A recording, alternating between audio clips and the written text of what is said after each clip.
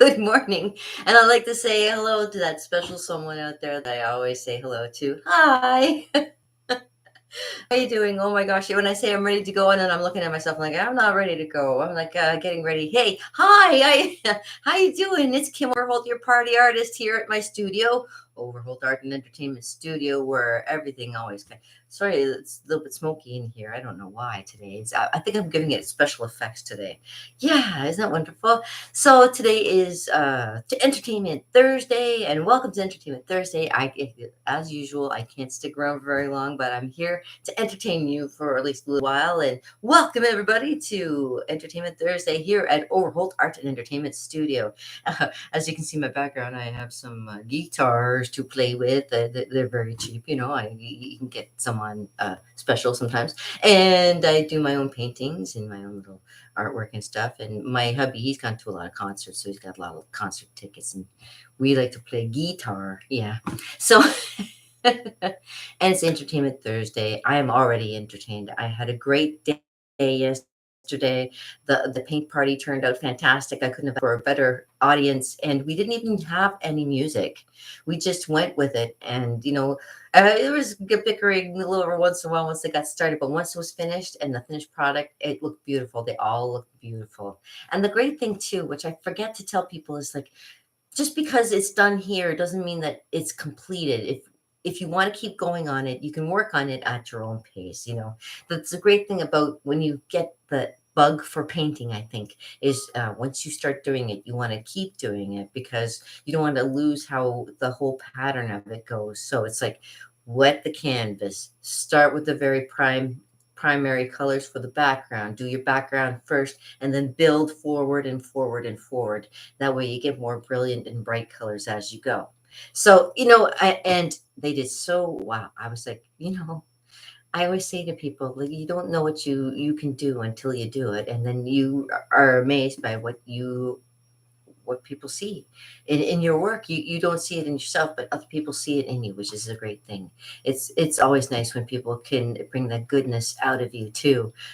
I know there's days where people want to bring the badness out of you and just they test you, but you have to remember it's your attitude that makes all the difference. When you do everything and anything in this world, it all depends on your attitude, and hopefully it stays positive and is always good. So I hope you're having a good day. I'm having a great day. Like I say, I still haven't gotten to my chores yet, but as soon as I get done my chores, out the door and into this beautiful world of ours, I'm always still looking for that beautiful piece of clothing that I need to complete my wardrobe, make me look like a complete model. I think I'm going to go for it. I think I'm going to try modeling. What do you think? Should I try being a model at my age? I'm like 54 and modeling. What do you think? Do you think I can pull it off? My skin's not too bad. I have a few little spots here and there. It's like, well, I mean, that's where I fell off my bike and like did a face plant. I actually got a concussion falling off my bike that time, and that was back in '97. That was quite a while back. And all things aside, the only thing that I seem to say a lot to people is I love you. I say I love you a lot, especially to my husband. I tell him all the time. I think he thinks that I got some kind of um, thing in my head that makes me want to say it all the time. Like when you fall and hurt yourself and you make this little repeat all the time. Yeah, I know about that too. When I worked in a retirement home, I had this one lady. She'd say the same thing to me all the time, and it'd be all right at first, but then the one day I came in and I tell people this. She was repeating herself like every 10 minutes. And I was like, there's something wrong here. So as soon as I got done cleaning her place, and she didn't notice anything was different, but I just wished her well and everything. And then when I left, I told the nurse in charge, I told her, you might want to go check on so and so because I think something's going on. She's repeating herself. And the lady was saying, well, what does she say? I said, well, she keeps on asking what the time is. Because she would ask me what time it was, and I'd tell her. And then 10 minutes later, she'd ask again, I'd be like, okay, what's going on? Yeah, so that's an obvious sign.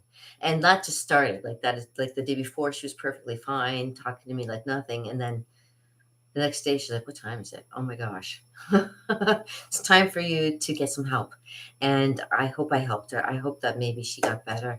I don't know. Alzheimer's is one of those things where you just, And we're all heading in that direction where we're not as young and spry like we were. If we knew back 20 years what we know now, would we made the same choices? Maybe we made some different choices. I'm pretty glad of the choices I did make because uh, the times these days. Anyways, neither here nor there. I hope you guys are staying fit. Look at me. Here we are, 54, and I'm ready to kick ass. You know what I'm saying? I hope that at 54, you're doing as well as I am. Yes. And if you're not, well, then you've got to change a few things and get better. Get off the sugar.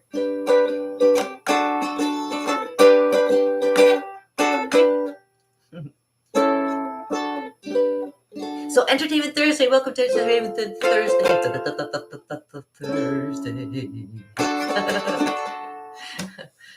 I can entertain for a little while at least. And it gets me to relax a little bit. I have to kind of wind up maybe.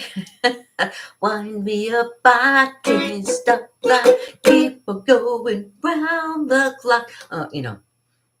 Little saga there. Oh, right. You know what? I'm gonna play with you guys a little bit. Okay, I'm gonna try something with you. All right, I've been practicing this one for a while, and I'd like to do this live so I can give it a try and see what happens because it's a hilarious story, and I like to tell it. I get better at it every time I tell it, so I hope I do okay. Just give me a second to get situated. Okay, the entertainment for today is I'm going to read you a special play that I really enjoy, and I hope I can get through it okay. You know what? I get in the dries just thinking about doing it. Gosh, I had to tune my ukulele too. Something.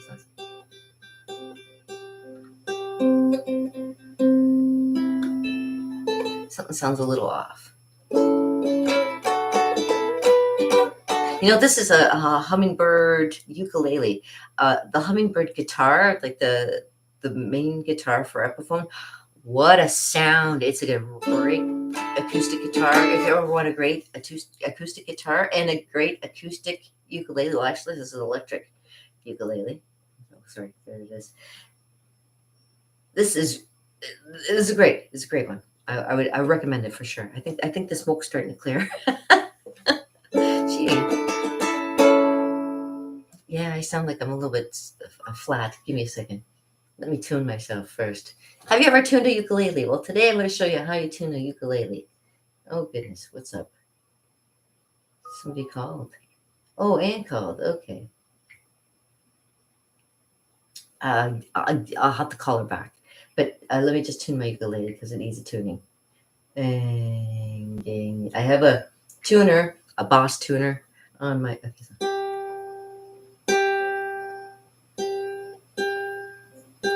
Oh, I'm going too sharp.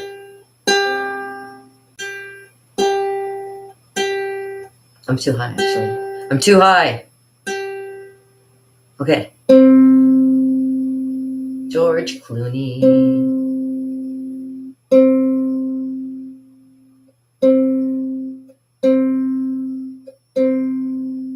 Oh. George Clooney. That's how I tune my ukulele. It's G, C, George Clooney.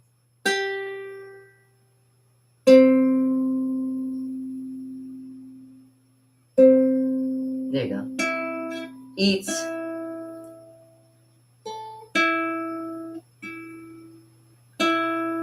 Eats. I'm on. Mm-hmm. I betcha he does too. Betcha takes a good old bite out of that muff. Let's be honest here. Come on. Hey, hey, hey. George Clooney eats. Okay. Sorry, George Clooney. I'm sorry. I drop names all the time. One of these days, they're gonna come back on me. I swear. Okay. Let's. Yeah, I need a drink. Hold on a second. I gotta get a drink. Hold on. Hold on. Unless there's one around here. Sometimes I leave bottles up here of water. No, I don't. Okay, hold on. And I'm not drinking the paint water either. Hold on.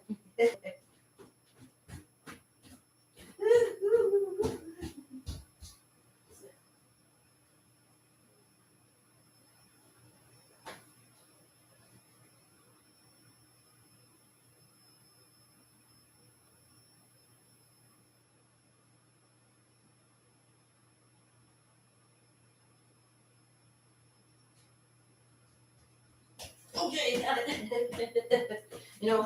Once you start exercising, you keep moving. You move pretty fast when once you start exercising. You're like, woo! I burn all over the house here. Whoa, it stinks up here. Whew. Okay, hold on. Wait a minute. Yes. I'm sorry I can't answer. I'm live. Okay. I plan on doing this. Okay, this little bit. It'll take about 15 minutes. I swear. So it goes a little bit like this. It's a play I have. Hold on.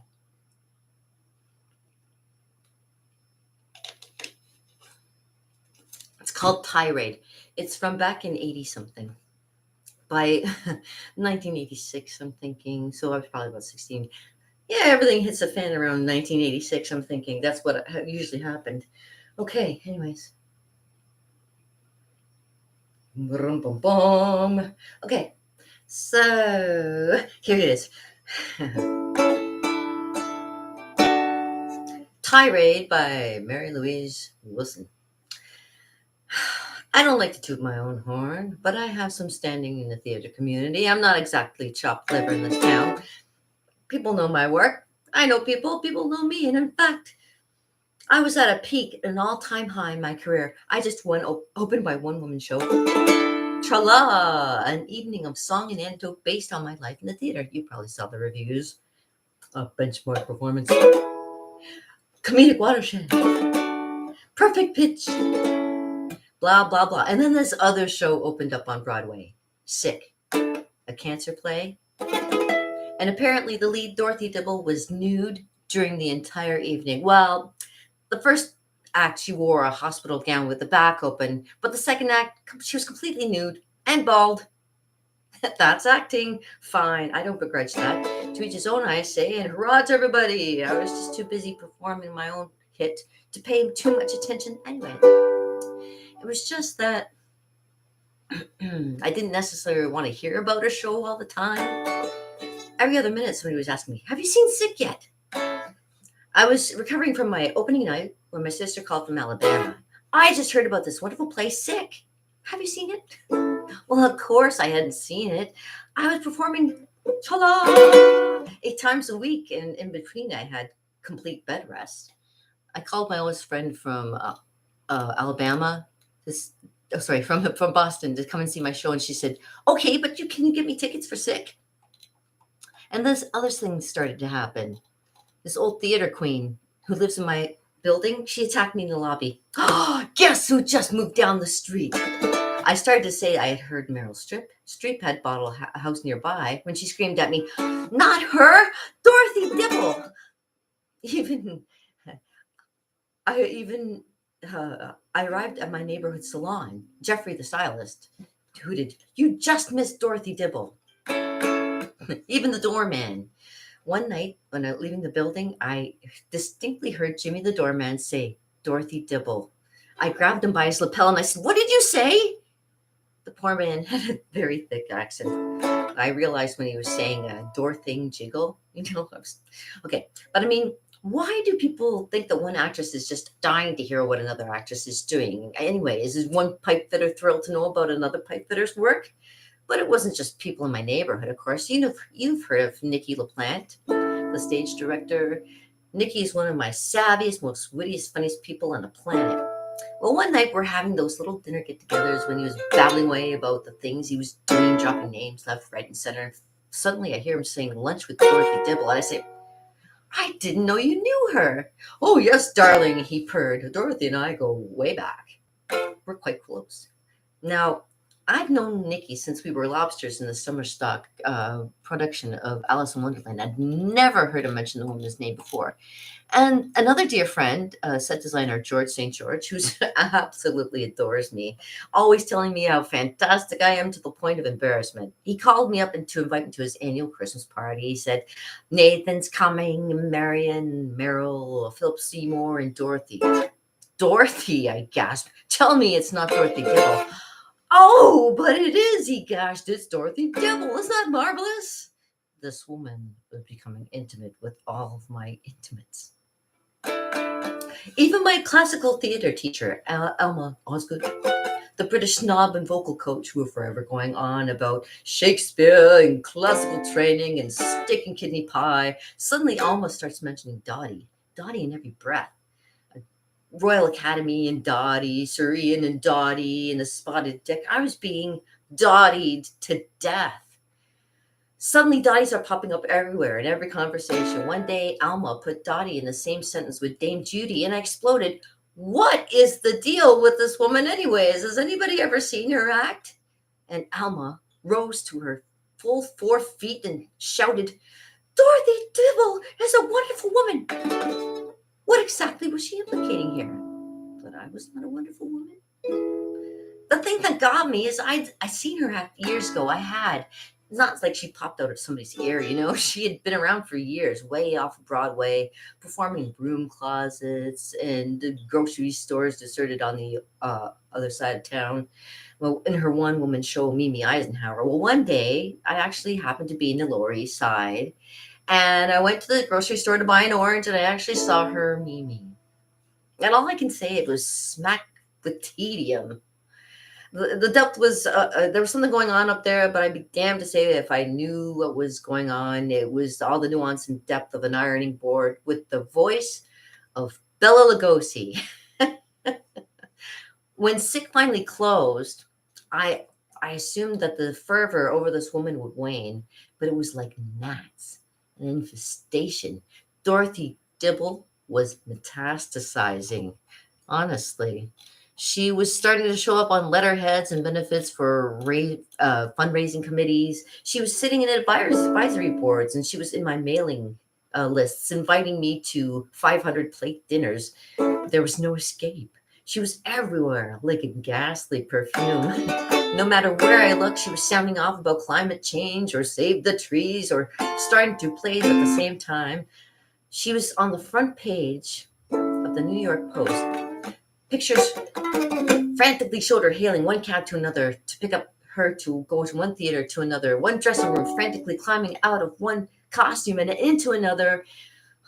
The AP picked her up in an article and ran with it all over the country. My sister has the article. I had to get away.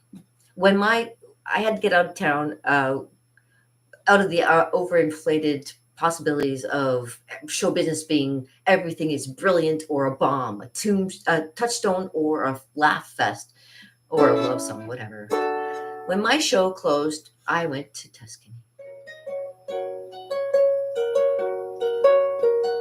I made friends with a lovely Italian couple.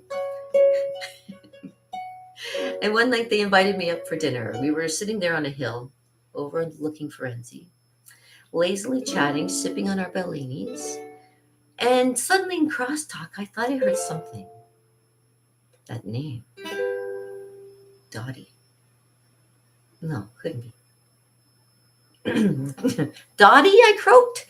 Ah, see, Bella Dottie Debo. My hosts knew her. They all knew her. Next morning, I got on a plane and headed out for Egypt. I had a sudden desire to go see the pyramids. By the time I got home, Dorothy Dibble was appearing in 2 television shows at the same time. She was running for president of SAG-AFTRA and was now going on about clean air and carbon tax, something. I opened the Times to a full-page article of her with world peace and standing there talking about clitoral change on the Charlie Rose show. And all this time, I never ran into her. Never. Not once. Not that I really wanted to. This really didn't come to, I really didn't want to come face to face with a person. I had the feeling, though, that she kind of knew this. But we were always just kind of missing each other. She'd already been leaving the same party or restaurant where I was going, and then one night it happened. I was sitting in a reception office, in a casting office, waiting for an audition when the door opened, and I heard the casting woman say, "Bless you, Dottie, for coming in." And I heard her low, lubrous voice say, "Tell your cute hubby a hello for me." And then she turned.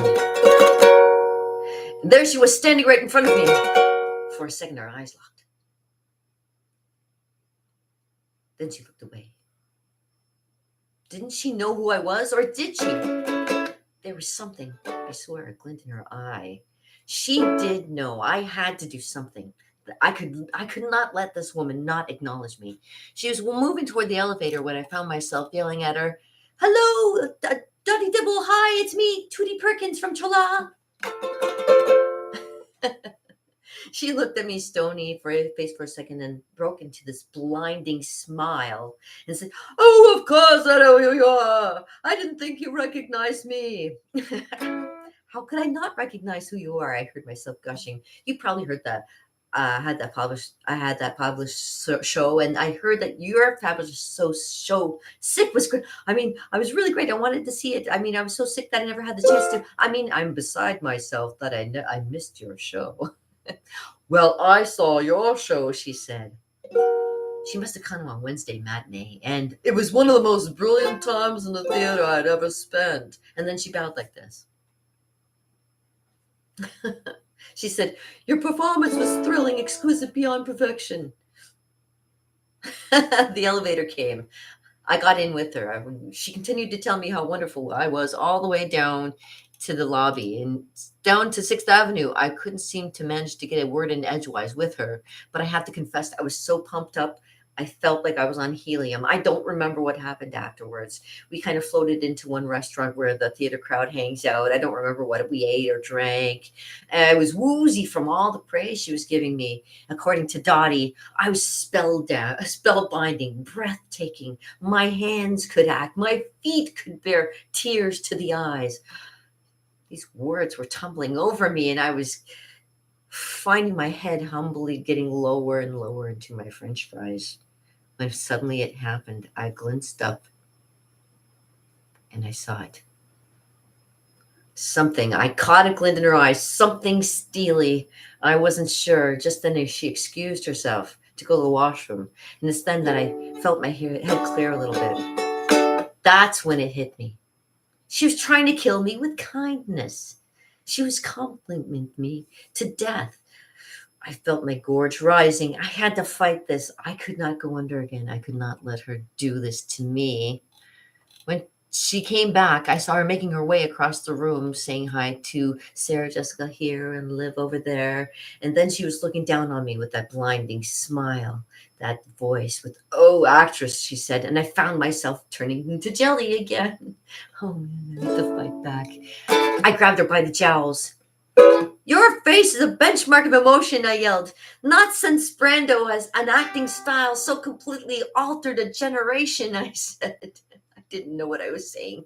I just lifted old Ben Bradley reviews, not necessarily her reviews, but I spewed them out at her. I said, "Your scenes of that series of watersheds, you rendered an explosive effect. Your searing gestures galvanized the scenery." She began to wobble. She was faint. "I need air," she gasped. I let go of her cheeks. We went out of the restaurant and we fell into a cab. All the way downtown, we pummeled each other with praise. She called me the legend in my time. The legend in my time. I called her the deuce of the day. The cab pulled up to her building. We wrestled. Who would go through the door first? She shoved me through the door. "Pearls before swine." And as I passed her, I shouted back at her, "Age before beauty." And right there in the foyer, we grappled. I grabbed her by the ankle. I roared, "Great bones!" She grabbed my hair and she growled, "I give my right tit for hair like this." I got her around and I grabbed her by the neck and we fell to the floor and I got my leg over and I arm pinned her down and I said, "You were incredible with that scene with the doctor." She groaned and she said, "I will never forget the way you moved your hand as you were gesturing to tell the story about your nephew." And she butted me in the back and on the head with hers hard. And I passed out maybe for 2 seconds or something. When I got up, she was getting something, a gun maybe, or a poster for me to sign. I reached up blindly and felt around for a heavy object. I managed to get to my feet when I turned around and screamed, "That thing you did with the IV drip was hallucinating," and I plugged her with her own Tony Award. She dropped to the floor like a felled tree. She didn't seem to be breathing. I said, "Dorothy, your timing is impeccable." She didn't move. I said, "Dorothy, can you hear me?" "You were illuminous." She didn't stir. I moved quickly, wiping my hands off of Tony and off her leg and off of the door as I was leaving. And just then, before I left, I looked back and I said to her, one last thing. "Dorothy, remember that thing you were doing when you were fiddling around with that catheter and wailing at the top of your lungs? You really stank it up." And I let myself out.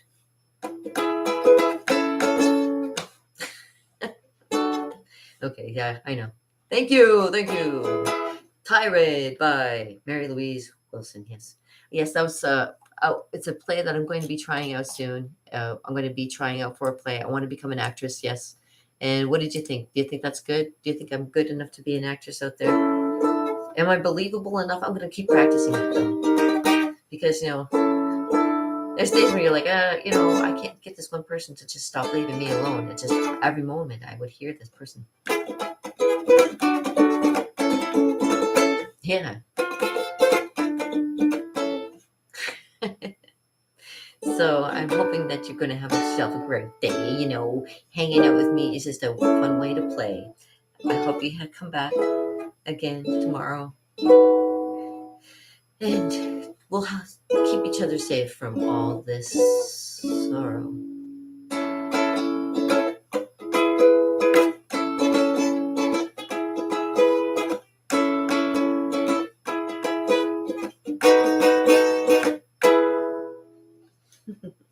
And before I let you go, I wanted to sing to you.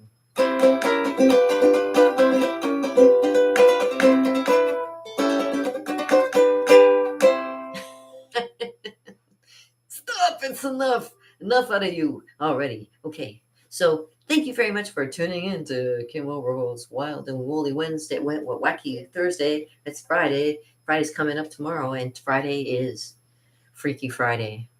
And you know what? It's gonna be so freaky. Wait and see.